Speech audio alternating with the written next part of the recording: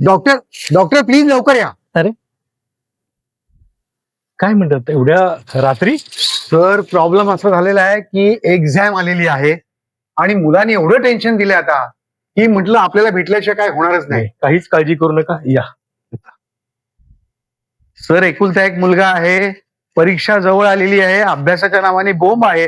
बघू ना आणि आपण, आता बघू ना, सरळ सरळ काळजी एकच नका भाषा आहे की मी ड्रॉप घेणार. नाही. सर असा हा प्रॉब्लेम जो आहे तो प्रत्येक घराघरात व्हायला लागलाय.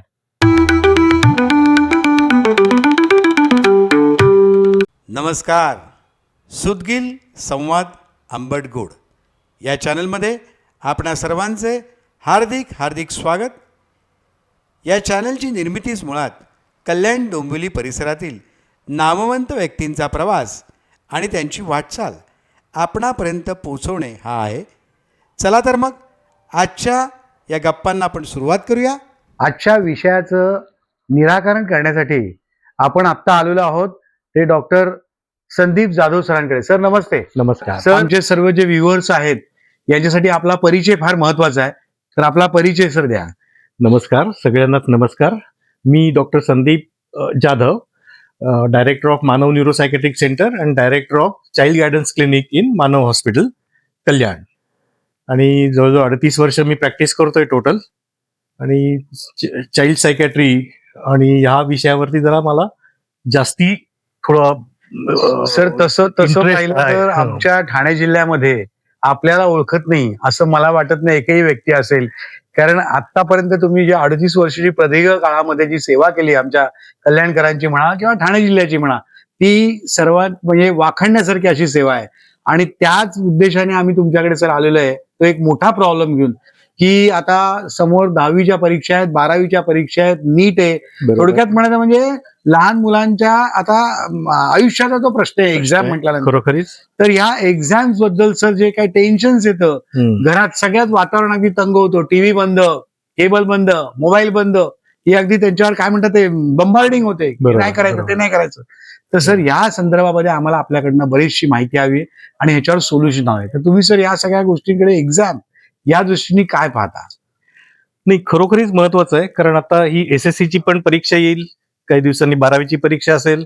कुठची परीक्षा म्हटल्यावरती टेन्शन येतं, पण SSCच्या परीक्षेला खूप जास्ती टेन्शन होतं. बरोबर, खूपच जास्ती प्रमाणामध्ये, कारण पॅरेंट्सचं टेन्शन, कारण तो एक आपण माइलस्टोन समजतो. बरोबर. कारण त्याचा रिझल्ट सगळेजण विचारतात, जे शेजार पाजारचे विचारतात, म्हणून तो महत्वाचा. बरोबर. ह्या एक्झामचं महत्व आता ही जशी या एक्झाम मध्ये जे काही येईल ना, ती काही दगडावरची काळी रेषा नाहीये. बरोबर. या जशा अनेक रेषा आहेत, ती रेषा आपण वाढवू शकतो, कमी करू शकतो, त्याची खूप काही करू शकतो. पण ह्याच्यासाठी सगळ्यासाठी आपल्याला आधी एक्झाम म्हणजे काय हे कळायला पाहिजे. बरोबर. आणि एक्झाम म्हणजे काय हे कळण्याच्या आधी आपल्याला मेंदूचं फंक्शन, जे सगळ्यात महत्वाचं फंक्शन आहे, जे स्कूल मेंटल हेल्थसाठी महत्वाचं आहे, परीक्षेसाठी महत्वाचं आहे, ती म्हणजे मेमरी. म्हणजे आपल्याला जसं उत्क्रांतीमध्ये पॅलिओ कॉर्टेक्स म्हणजे पहिला बेस होता, ब्रेन स्टेम, त्याच्यानंतर पॅलिओ कॉर्टेक्स आल्यावरती आपल्याला देणगी मिळाली ही ह्या मेमरीची. बरोबर. आता मेमरी म्हणजे काय? मेमरी म्हणजे ते टीव्हीवरती दाखवतात, एवढं घ्या आणि हे घ्या वगैरे, एवढं औषध घ्या, एवढी महागडी औषधं घ्या, किंवा तसं काही नाहीये. बऱ्याच जणांना असं वाटतं की माझी मेमरी कमी आहे. बऱ्याच स्वतःच ठरवतात आणि पालक जास्ती ठरवतात. आता एखाद्या ठिकाणी ऍडव्हर्टाइजमेंट दिली ना, तर 25,000च्या गोळ्या मिळतील 5 दिवसाच्या, पालक लाईन लावतील तिथे झटपट. हो हो, म्हणजे लक्षात राहणार, अगदी बरोबर, चांगले मार्क मिळणार. म्हणून पालक आणि विद्यार्थी दोन्हीच्या दृष्टीने मी सांगतोय की एक्झॅक्टली मेमरी म्हणजे काय. तर मेमरी हे आपल्या मेंदूचं फंक्शन आहे. त्याच्यामुळे मेंदू सुदृढ असायला पाहिजे. मेंदू सुदृढ असला की शरीर सुदृढ असतं, आणि शरीर सुदृढ असलं की मेंदू सुदृढ असतो. बरोबर. त्या दृष्टिकोनातून मी थोडंसं एक्सप्लेन करतो. तरी मेमरी म्हणजे 3 त्याची हे आहेत: रजिस्ट्रेशन, रिटेन्शन आणि रिट्रायवल. या 3 पार्टमध्ये ते फंक्शन चालतं मेंदूचं. आता रजिस्ट्रेशन म्हणजे आपण बोलतोय, तुम्ही मला प्रश्न विचारताय, तो माझ्या ब्रेनमध्ये रजिस्टर होतोय. बरोबर. पुरता थांबतोय तो, त्याच्यावर मी विश्लेषण करतोय. तेव्हा विश्लेषण करताना मी माझ्या मेमरीतल्या लॉंग टर्म मेमरीचं हे काढतोय. बरोबर आहे की नाही? बरोबर, एकदम बरोबर. आणि त्याच्या ते म्हणजे रिट्राईव्ह करतोय. आणि स्टोरेज हे सगळ्यांचं सारखंच असतं. बरोबर. आलं लक्षात? त्यामुळे सगळ्यात पहिल्यांदा काय, रजिस्ट्रेशन. मग ते रजिस्ट्रेशन कधी होईल? तुम्ही काहीतरी जे मला विचारतायत त्याचं मला जर महत्व पटलं तर मी उत्तर देईन ना. मी आता सायकॅट्रिस्ट आहे, बरोबर पण तुम्ही मला शेअर बाजाराबद्दल विचारलं तर ते मला रजिस्टरच नाही होणार. बरोबर. जे आपला फील्ड आहे त्या फील्ड बरोबर आहे. तर त्या फील्डमध्ये जसं आहे ना तसेच ते आपले विषय आहेत. बरोबर हे आपण जे शिकतोय ना 1ली पासून 10वी पर्यंत, तर तो प्रत्येक धडा का शिकवतोय, त्याच्यातनं काय घ्यायचंय, बरोबर त्याचं महत्व काय आहे, हे इतकं महत्वाचं आहे. ते महत्व जर पटलं तर तुम्हाला रजिस्टर होणार. त्याचं एक उदाहरण देतो. म्हणजे मी काय म्हटलं की महत्व कळलं तर रजिस्टर होतं. एक एक्झाम्पल देतो आणि मी आता हे पालकांसाठी सांगतोय. आता समजा 25 तारखेला लाईट बिल भरायचं आहे, तशी महत्वाची गोष्ट आहे. हो पण हल्ली काय चालतं, नाही भरलं तरी चालतं, मग त्याचं महत्व कमी झालं. You are not focused on that. मग तुम्ही विसरू शकता की नाही? विसरू शकतो. पण आता जर सांगितलं, जर 25 तारखेला बिल भरलं नाही तर ₹100 दंड आहे. त्याचं महत्व आहे. त्याचं महत्व आहे. पण मग तुम्हाला काय वाटतं, हे लक्षात राहील? राहील. पण कोणाच्या? ज्याला ₹100 महत्व आहे त्याला लक्षात राहील. बरोबर आहे. ज्याच्याकडे हजारो लाखो आहेत तो म्हणेल काय फरक पडतो. बरोबर परत परत बरोबर. काय पडत नाही. बरोबर आहे. पण आता जर सांगितलं की 25 तारखेपर्यंत लाईट बिल भरलं नाही तर कनेक्शन कट होईल MSEB कडनं, तुम्हाला एसी मिळणार नाही. मग आता बरोबर. तुम्ही किती श्रीमंताचा, किती पैशाचा, आता महत्व कळलं तुम्हाला. बरोबर आहे. हे महत्व अशा पद्धतीने असतं. प्रत्येक धड्यामध्ये जे शिकवलं जातं त्याचं त्या पद्धतीने महत्वाचं असतं. म्हणजे कसं आहे की झाशीच्या राणीचं आपण हे शिकतो, पण झाशीची लढाई किती साली झाली अशा ह्याच्यामध्ये आपण महत्व देतो. पण त्या महत्वाची झाशीची लढाई कशा पद्धतीने झाली, झाशीच्या राणींनी काय सहन केलं, तिला झालेल्या जखमा घेऊन 3 दिवस ती लढत होती. रक्त वाहत होतं, तलवारीचे घाव होते, बंदुकाचे घाव होते, लहान बाळाला पाठीवर घेऊन, कारण लहान बाळ जगणं पण तिला महत्वाचं होतं, कारण त्याच्याशिवाय राज्य वाढलं नसतं पुढे. वारस वारस हे महत्वाचं, म्हणून ती लढतीये. शिवाय ती राष्ट्रप्रेम ना, मग हे महत्वाचं असल्यामुळे ती लढतीये. आता ह्यामध्ये दुसरं काय आपण शिकायला पाहिजे की रेझिलियन्स, म्हणजे किती कणखर आपण असलं पाहिजे. आपल्याकडे काय होतं, एक नुसता फटका जरी मारला तरी ते बाळ रडायला लागतं आणि आई शाळेत येते. पण ते झाशीची राणी शिकून फायदा काय? खरं आहे, एकदम बरोबर. एक्झाम्पल दिलं. तर मग हे असं जर महत्व समजून सांगत गेलं तर तो जो काही धडा शिकलोय आपण चांगल्या पद्धतीने स्वच्छतेने आपल्याला ते रजिस्टर होतं. बरोबर. आता दुसरा पार्ट मी सांगितलं रिटेन्शन. हे रिटेन्शनसाठी स्वतःची कॅपॅसिटी, पण कॅपॅसिटी म्हणजे सगळ्यांना जे काही 200 बिलियन नर्व सेल्स आहेत ते सगळ्यांनाच आहेत. एखादा मेंटली रिटार्डेड असेल त्याला पण तेवढेच सेल्स आहेत. अच्छा. हो, पण त्याची कॅपॅसिटी कमी पडत असेल तर ती कॅपॅसिटीच्या पुढे मी जाऊन सांगतो की बाकीचं सगळ्यांच्या बाबतीत सारखंच आहे. हे जेव्हा सारखंच आहे तेव्हा रिटेन्शन हा प्रकार सगळ्यांसाठी सारखा आहे. जर काय मेंदूला इजा झाली तरच त्याच्यावरती परिणाम होऊ शकतो, ते पण तात्पुरता. अच्छा. मग इजा झालीये 4 वर्षापूर्वी आणि तुम्ही रडत बसा असं काही नाही त्याच्यामध्ये, तात्पुरतं आहे. एकदा झालं रिकव्हर तर रिकव्हर, देन सगळ्यांची रिटेन्शन कॅपॅसिटी सेम. आता महत्वाचा पार्ट रिट्रायवल. परीक्षा म्हणजे काय की तुम्ही जे काही वाचलात, रजिस्टर केलंय, तुम्हाला वाटतंय रजिस्टर नाही झालं, पण रजिस्टर केलंय. आता ते बाहेर काढायचं, त्याच्यासाठी तो क्लू आलाय, तो म्हणजे तुमचा प्रश्न. तुमची प्रश्नपत्रिका म्हणजे 1 2 3 4 5 6. बरोबर. मग तो प्रश्न बाहेर काढायचा, त्याचं जे उत्तर आपल्याला आहे तिथे ते शांत चित्ताने लिहायचं, एवढंच करायचं आहे. आता अडथळे काय आहेत, रजिस्ट्रेशन मधले अडथळे काय आहेत? मी म्हटलं शांत चित्ताने लिहायचं. आता शांत चित्त कधी राहील? कॉन्सन्ट्रेशन प्रॉपर झालं पाहिजे तुमचं. कॉन्सन्ट्रेशनसाठी आपण महत्वाचं सांगितलं, बाकी सांगितलं, पण कॉन्सन्ट्रेशनच्याही पेक्षा त्यातले अडथळे हे महत्वाचे नाही का ठरत? बरोबर आहे, बरोबर आहे. म्हणजे अडथळा कधी होऊ शकतो? माझं कॉन्सन्ट्रेशन आहे आणि पटकन मला आठवलं, बापरे जर मी नापास झालो तर पहिल्यांदा म्हणजे घरामध्ये गेल्यावर तमाशा होणार. मला मार्क्स कमी झाले तर ते थोडेसे मार्क्स कमी पडले, 98च्या थोडं पण कमी झालं तरी देखील ते मातम मनवणं म्हणतात ना, तशी परिस्थिती करणारे लोक आहेत. मग ही चूक कोणाची? पॅरेंट्सची. जे पॅरेंट्सचं वागणं असं आहे ते काही नुसतं त्यांनी दाखवलं कीच होतं असं नाही, त्यांच्या टोटल वागणुकीवरनं मुलांना ते कळतं की आपल्या घरामध्ये आता काय होणार आहे. अशी जर पाळी असेल तर मी शांत चित्ताने ते रिट्राईव्ह करू शकेन नाही. बरोबर आहे. माझ्या मनात त्या शेवटी हा कॉम्प्युटर आहे. 001 ची लँग्वेज जशी असते तशी ही न्यूरोकेमिकल लँग्वेज आहे. म्हणजे सायकॅट्रिस्ट म्हणजे काही वेड्याचा डॉक्टर वगैरे नाही, हे बेसिकली प्रगल्भ कॉम्प्युटर देवानी दिलेलं आहे आणि हे न्यूरोकेमिकल्सवर चालतं. हे न्यूरोकेमिकलची कनेक्शन्स आणि त्याच्यातले इनपुट आणि आउटपुट याच्यावरती सगळं अवलंबून आहे. बरोबर आहे. तर आता हा इनपुट डिस्टर्ब झाला की माझे आईवडील काय म्हणतील. दुसरी गोष्ट सगळ्यात महत्व त्याच्यानंतर आहे ते परफॉर्मन्स एन्झायटी. मला उत्तर लिहिता येईल की नाही. मग त्याच्यामध्ये काय करतात मुलं हल्ली, मला तर काहीच आठवत नाही. अरे तुम्हाला टेन्शन आलं तर काय कसं आठवणार आहे.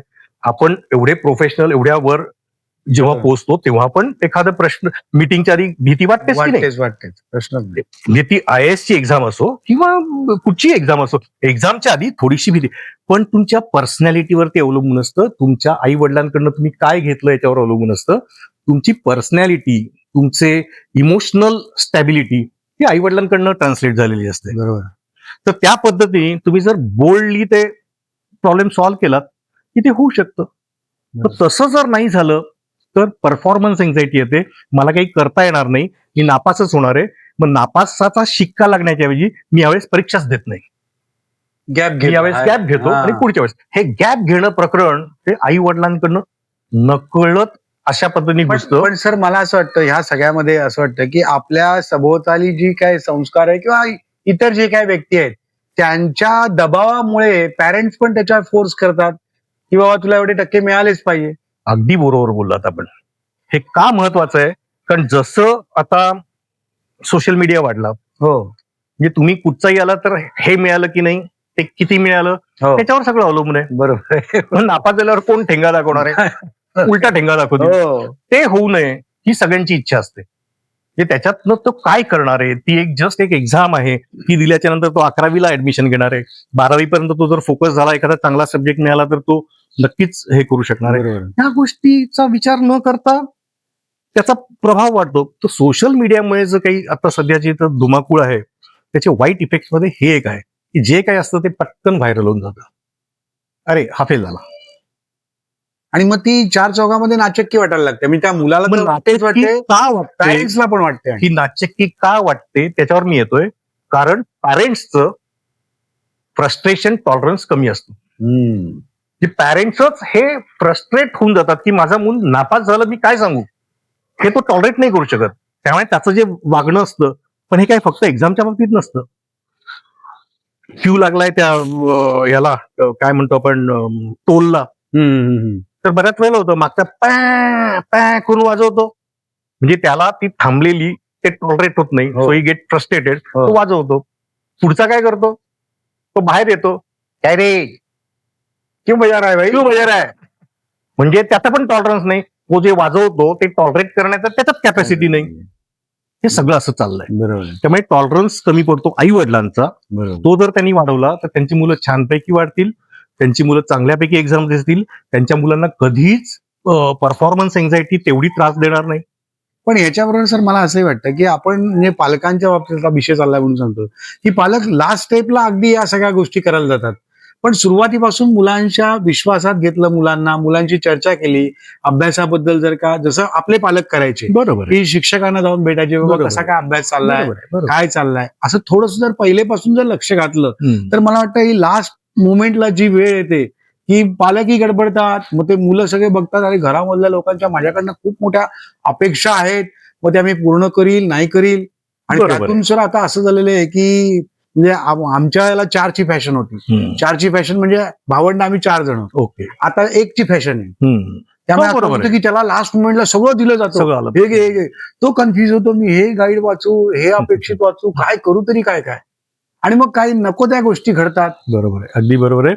आता याची सुरुवात सांगू मी कशी. सगळ्यात पहिले म्हणजे कन्सेप्ट. शिक्षण हे फक्त शाळेमध्ये मिळतं. नंबर 1. पैसा फेको तमाशा देखो. चांगली शाळा निवडली की त्याला सगळं चांगलं शिकतो. कॉस्टली क्लासेस लावले तर आणखीन ते छान होऊन जातं. हे समज आपणच करून ऍडव्हर्टाइजमेंट घेतलंय. मध्ये दाखवलं की अरे यांची 5 मुलं ती हा, दिसतात त्याच्यावरती, हा. तर 6वा मुलगा आपण तिथे ठेवून देतो. हो अलगद. हो हो हे असं सगळं चालतं. म्हणजे मार्केटिंगच्या मुळे पण मुलं कळते. मार्केटिंग तर असायला पाहिजे, पण मार्केटिंगच्या आधी सुरुवात कुठनं होते, ते घरातनं शिक्षणाला सुरुवात होते. खरंय. ते बाळ 2 वर्षाचं झालं तर त्याला करता येतं हाताने, पण मग त्याला ते साखर टाकून द्यायची पण हे नाही होत. 2 वर्षाचं झालं तरी ते बाटलीत हे करतात, ते तोंडात फिडिंग आपली चालू चालू आहे. आलं लक्षात. त्याला स्वतःला काही त्याला क्रिएटिव्हिटी स्वतःला क्रिएटिव्हिटी नाही, म्हणजे त्याला भूक लागली आहे की नाही हे पण जाणण्याची जाणण्याची. त्यांची हे नसते. तेव्हा बरोबर. शाळेत शिकेल तर त्याचं काय पडलंय बरोबर. इनडायरेक्टली काही नाही. मग त्याच्यानंतर त्याला ते अरे तुम्ही त्याला ग्लासमध्ये साखर टाकून द्या, दूध असेल तर त्याला हलवून द्या, त्याला हलवायचं असतं ते त्याला हलवायचं असतं. हो. हा सांडू द्या सांडू द्या. बरोबर. हा काय मोठं त्याशिवाय तो शिकणार नाही. शिकणार नाही त्याच्याशिवाय. बरोबर आहे. त्या शिक्षणावरती आघात असतो. बरोबर आहे. ते बाळाला काय करू आणि काय नको करू. तसंच आहे 10वीच्या परीक्षेला तर अक्षरशः ते तसंच करतात. ते डोकं दाबून देतील, हे करून देतील. सगळ्या रिलेटिव्हनी यायचं नाही कोणी हे करा. हो अगदी फोन करून सांगितलं हो. जातं की 10वीचं वर्ष आहे मुलाचं. त्यामुळे आमच्याकडे ती जे प्रोसेस येतात ना ते तिथपासून येतात. हे सर्व करण्यापेक्षा सर मला सांगा की जर का मुलांच्या ज्ञानाचं थोडंसं चेकअप मानसोपचार तज्ञांकडनं करणं हे गरजेचं वाटतं का? हे खरोखरीच अतिशय गरजेचं आहे. हा कारण मी सांगतो की सगळ्या गोष्टींसाठी तुम्ही खूप काही काही करता. एक गोष्ट आवश्यक असेल तर तुम्ही 10 पुस्तकं आणून देता. एक्झॅक्ट. नको तिथे एखादी क्रिकेटमध्ये इंटरेस्ट असेल तर एक बॅटच्या ऐवजी तुम्ही 10 बॅट्स आणून द्याल, की तुम्हाला असं वाटतं की चांगल्यापैकी बॅट असेल तर चांगला खेळेल, किंवा सगळं म्हणजे तुमचे खर्च ना अपव्यय चाललेले असतात बऱ्याच वेळा. खरंय. पण एखादा मुलगा हुशार आहे जाणवतं ना आपल्याला की आपला मुलगा हुशार आहे, स्वतःला कॉन्फिडन्स असायला पाहिजे आणि असतो. बरोबर आहे. आणि तरी देखील मार्क्स कमी येत आहेत. अरे काय येत आहेत? मग काय करतो आपण? धपाटे मारायला सुरुवात करतो, कंपॅरिझन करायला सुरुवात नको करतो. ती प्रॅक्टिस होते. नको ती प्रॅक्टिस, हेच महत्वाचं. त्याला कशी येतात, तुला कसं नाही, तुझ्यावरती मी एवढा खर्च केला, खर्च काढता तो. आणि मग मुलं अशा वेळेला सर डिप्रेशन द्यायला सुरुवात होते. ऑब्व्हियसली. आणि आणि स्वतःला त्यांना स्वतःला मनात येतं. कळत नाही हा. की अरे काय व्हॉट इज रॉंग. आता ते विश्लेषण हे एखादा सायकॅट्रिस्ट कडे जाऊन करायला पाहिजे. येस. हा काय पोटाचा प्रश्न आहे, डोळ्याचा आहे, कानाचा आहे? नक्कीच नाही. काय सर्जरी करायला हवी आहे? नाही, ब्रेनची आहे ना. पण ब्रेन म्हणजे आपण वेडा असं ठरवून टाकलंय. म्हणजे मानसोपचार तज्ञाकडे जाऊन आला म्हणजे ह्याला वेडा हे असं जे समजण्याची जी प्रवृत्ती आहे, बाकी सगळ्यांमध्ये तुम्ही इकडे हे करता, हो टाईप करता, मेसेज तिकडे जातो, हो त्याला बाहेरचं नाही म्हणत. हो. पण अशा ह्याच्यामध्ये काय झालं की अरे त्याला काय बाहेरचं आहे की काय, इथपासून सुरुवात होते. बरोबर आहे. अरे कॉम्प्युटर आहे तो देवानी दिलेला, बायोलॉजिकल कॉम्प्युटर आहे. बरोबर आहे. 200 बिलियन सेल्स आहेत त्याच्यामध्ये, आणि त्याच्यामध्ये जे काही इंटरॅक्शन चालते ती अख्ख्या या ज्या नोन युनिव्हर्समध्ये जेवढे पार्टिकल्सची संख्या आहे त्या संख्येपेक्षाही जास्ती त्याची परमिटेशन कॉम्बिनेशन होतात. एवढा मोठा जो ब्रेन आहे तो कसा काय चालेल? आपोआप पोट आहे, मग खाल्लं नाही तर चालेल? जे इनपुट्स पाहिजेत बरोबर. तसे याचे इनपुट्स आपण शिक्षणाच्या मार्फत किंवा सुसंस्कृततेच्या मार्फत देतात. पोट आहेच ना, ते बिघडू शकतं ना, मग मेंदू नाही बिघडू शकत. पण मेंदूचा बिघाड म्हणजे फक्त वेडेपणा, म्हणजे थोडक्यात पोट बिघडणं म्हणजे फक्त संडास आणि लूज मोशन, बाकी दुसरं काहीच नाही. बरोबर आहे. अरे आता पण हल्ली कळतंय सर की म्हणजे आता ते पोटातले जे बॅक्टेरिया आहेत ना ते दे आर सेकंड ब्रेन. तो गट ब्रेन, अच्छा. गट इज ब्रेन, सेकंड ब्रेन. आणि तिथलं जे सेरोटोनिन म्हणजे मेंदूत जे सेरोटोनिन ते तिथे आहे. म्हणजे एवढं मेंदूचं महत्वाचं आहे. त्या परमेश्वरांनी इथे पण ते सेंटर्स दिलेली आहेत. आणि म्हणून आपण म्हणतो ना गट फिलिंग. एवढं पुढे गेलेलं आहे सायन्स, आणि आपण काय विचार करतो, हे काही वेड्याकडे जातो. अरे जाऊन तर बघा. आणि तिथे मला असं वाटतं तुम्ही सर डायरेक्ट त्यांना काही डोसेस वगैरे नाही हो. जस्ट चर्चा. पहिल्यांदा असेसमेंट होईल की त्याचा IQ किती आहे, एक्झॅक्ट, त्याची पर्सनॅलिटी कशी आहे, त्याच्यामध्ये अडथळे काय आहेत की का म्हणून त्याला मार्क्स कमी पडतात. त्याचा समजा IQ चांगल्यापैकी नॉर्मल याच्यावर जर असेल आणि तरी देखील मार्क्स कमी पडतात, मग कुठच्या विषयात मार्क्स कमी पडतात? भाषेमध्ये कमी पडतात का सायन्समध्ये का गणितामध्ये? बरोबर आहे. तो कसा वाचू शकतो किंवा कसा लिहितोय? का लिहिताना तो बीच्या जागी डी लिहितोय, डीच्या जागी बी लिहितोय, मिरर इमेजेस.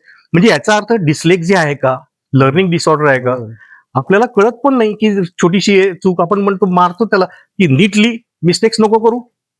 गणितामध्ये प्लसच्या ऐवजी मायनस झालं तर त्याला कितीही गणित चांगलं येत असलं तरी देखील डिसकॅल्क्युलिया तो मार्क फेल होऊ शकतो. पण सगळ्यात जास्ती चान्सेस असतात हे वाचण्यामध्ये, बरोबर, रीडिंग मध्ये चुका होतात. ते नीट वाचू शकत नाहीत, म्हणून धड वाचू शकत नाहीत, मग त्यांच्या मिस्टेक्स होतात. बरोबर. त्याचा परिणाम रायटिंग मध्ये होतो. चुकीचं थोडंसं लिहिलं जातं, मार्क्स तिथे कमी पडतात, मग नंतर कंटाळा यायला लागतो. आता एक पुस्तक वाचतोय मी आणि त्याच्यामध्ये ते अरे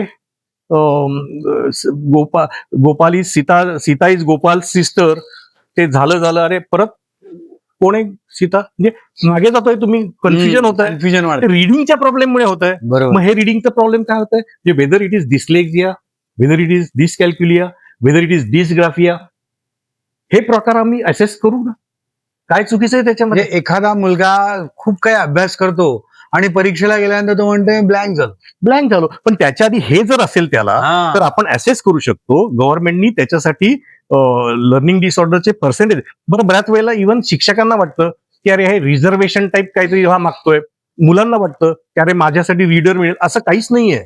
पहिल्यांदा डायग्नोसिस होऊन जात, सायंटिफिक डायग्नोस आहे तो, असंच काहीतरी करून आलेलं नाहीये. बरोबर ती डिग्री घेतलेले डॉक्टर्स आहेत, सायकॅट्रिस्ट, बरोबर. आलं की लक्षात. त्यांनी मेंदूचा सगळा अभ्यास केलेला आहे, अॅनाटॉमी पासून फिजिओलॉजी, बायोलॉजी, सगळं झालेलं आहे. त्यांना थोडं चान्स द्या की काय असते असेस करून द्या. दुसरी एक प्रॉब्लेम त्याच्यामध्ये असू शकतो की hyper activity disorder, attention deficit hyper activity disorder. मी तुम्हाला म्हटलं ना की आता तो तिकडे शिक्षक शिकवतायत आणि हा काय करतोय, बलतीकडेच इकडे बघतोय, हो. त्याला हात लावून त्याचं बघतोय. कॉन्सन्ट्रेशन त्याचं कॉन्सन्ट्रेशन नाही, म्हणजे अटेन्शन नाही. So whether there is attention defect. दुसरं गोष्ट, आता अटेन्शन डिफेक्ट म्हणजे मी अटेंटिव्ह दिसतोय पण खयालो मे, एक विचार गेला, दुसरा गेला, तिसरा गेला, तर माझ्या काय डोक्यात जाणार आहे, काहीच डोक्यात जाणार नाही. बरोबर. सो अटेन्शन डिफेक्ट आहे का हे बघणं हे चुकीचं आहे. ह्याला काय वेड म्हणतात? अरे आम्ही पण असू शकतो ना तसं, बरोबर आहे. बरोबर आहे की नाही. तिसरं हायपर ऍक्टिव्हिटी, जे तिकडे शिकवणं चालू आहे आणि हायपर ऍक्टिव्हिटी. मग हे झालं की इकडे बघायचं, ते झालं की तिकडे जायचं. काही मुलं तर शाळेत इकडे तिकडे फिरतात, मग शिक्षकांना त्यांचा राग येतो, हो मग त्यांना ते मागे बसवतात. खरंय. मागे बसवलं की त्यांची हायपर ऍक्टिव्हिटी वेगळ्या पद्धतीने जाते. आता काय रजिस्टर होणार आहे? मग ही जी असेसमेंट करणं आणि त्याच्यासाठी औषधं आहेत, त्याच्यासाठी ट्रीटमेंट्स आहेत, पण फक्त थेरपी घ्यायची, कारण औषधं म्हणजे केमिकल्स हो. असं नाही हो. मेंदूला लोकांना समज तरी हो आहे, परंतु जेव्हा तुम्हाला समजा मलेरिया झाला, औषध नाही देणार तुम्ही, काय तुमच्या त्या लाडक्याला केमिकल नाही द्यायचं रे बाबा म्हणून मेंदूज्वराने मरून देणार? उद्या टीबी झाला तर त्याची 6 महिने ट्रीटमेंट आहे, घ्यावीच लागेल. ती नाही घेतली, अर्धवट माझ्या मुलाला काही तसं काही नाही हो, आमच्या घरात काही टीबी बीबी नाही म्हणून नाही दिली, एमडीआर टीबी वाढतोय तो. खरंय. पण मग अशाच पद्धतीने ह्याच्यासाठी सायंटिस्टनी खूप मेहनत घेऊन ते जे काही त्यांचं औषधं काढली आहेत, ती औषधं काही नुसते वाटायला डॉक्टर बसलाय का? तो आधी असेसमेंट करेल, त्याच्यासाठी बाकीच्या काय थेरपीज आहेत त्याचा विचार करेल, आणि जेव्हा आवश्यक असेल की अटेन्शनसाठी याला औषधं पाहिजेत तर तेव्हा तो देईल ना. आणि का नाही द्यायची? सर सवय लागते म्हणतात बरं का, म्हणजे तुम्ही तेच विचारणार असाल, तर गोळ्यांची सवय लागते. मग नापास व्हायची सवय चालेल, आयुष्यात पूर्णपणे फ्लॅट झाल्यावरती तो जेव्हा विचारेल मला वेळेवरती का नाही दिली, असं तर तुम्ही काय तोंड दाखवणार आहात? बरोबर आहे सर, बरोबर आहे. बरं, ह्याच्यानी काय होणार आहे, हळूहळू फरक येतो. हळूहळू फरक म्हणजे त्याचं अटेन्शन सुधारत जाईल, हळूहळू तो अटेन्शन सुधारल्यावरती त्याच्यावरती उत्तरं चांगली लिहायला लागेल. बरोबर. उत्तर दिल्यावरती तो टीचर त्याच्यावर पॅटिंग करेल, पॉझिटिव्ह रिन्फोर्समेंट येईल, मग त्याला कॉन्फिडन्स वाढेल, मग कॉन्फिडन्स वाढला की आणखीन वाचेल, आणखीन रीड. हेच होणार आहे ना. पण ह्याला थोडासा वेळ लागेल, वेळपर्यंत थांबणं गरजेचं. वेळ तर लागणारच. पालकांना आपल्याकडे कसं आहे की ऍडमिशन पण दुसऱ्या वर्षी ऍडमिशन झाली पाहिजे, म्हणजे आपला मुलगा पंतप्रधानच होणार बा. यस, त्याच्या पलीकडे दुसरं काही बघायचंच नाही. दुसऱ्याच्या अगोदर माझा मुलगा झाला पाहिजे. आज बाकी काही तेरी कमीज से मेरी कमीज सफेद क्यों? तुझ्या मुलाची कमीज बघ फक्त, तेरे से मेरी सफेद किंवा तेरी सफेद, तुमचं काही हे नाही, त्याला दुसरे प्रॉब्लेम्स असू शकतात. Comparison is not the way. बरं, आणि सर होतं काय कम्पॅरिझन मध्ये सर, बऱ्याच वेळा असं होतं की मगाशी म्हटल्याप्रमाणे की इतका मोठा लॉस म्हणेल मी, किंवा इतकं काहीतरी विचित्र हे ओढून जाते गोष्ट की मग ती परत आपल्याला आणणं शक्य होत नाही. अशा काही केसेस तुमच्याकडे येतात? 100% तुम्ही इतका उत्तम प्रश्न विचारलाय की मी नाहीतर नुसत्या फक्त अकॅडमिक्स कडेच चाललो होतो.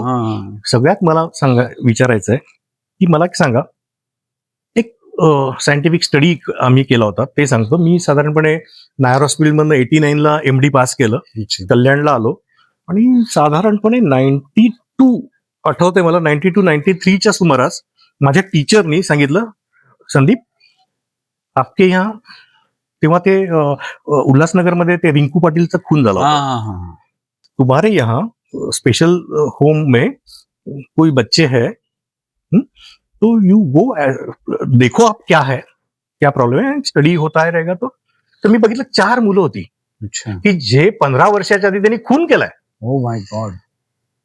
सगळ्यांचं मग आम्ही काय केलं, सगळ्यांचे आयक्यू काढले आणि इमोशनल क्वेश्चन्स चेक केले. सगळ्यांचे आयक्यू 120च्या वर होते, म्हणजे सगळी मुलं हुशार होती. पण ती नको तिथे हुशारी वापरली गेली. नाही, इमोशनल क्वेश्चन त्यांचा वाईट होता, त्यांचा फ्रस्ट्रेशन टॉलरन्स त्यांचा वाईट होता. म्हणजे एक उदाहरण, मी तुझ्यावर प्रेम करतो, तू माझ्यावर प्रेम करतेस, ती म्हणते नाही. नाही ते हवं म्हणजे हवं. ही ऍक्शन, कारण ती तिथे रुजली आहे, कारण मला फ्रस्ट्रेशन सहनच नाही होत. नाही. ती मला नाही म्हणते, तू मुझे नहीं कहती तो तू मेरी नहीं तो तू किसी की किती नाही. नाही. हे इमोशनल क्वेश्चन आहे त्याचा. बरोबर. आयक्यू चांगला आहे, पहिला येईल तो, पण याच्यात फेल होईल.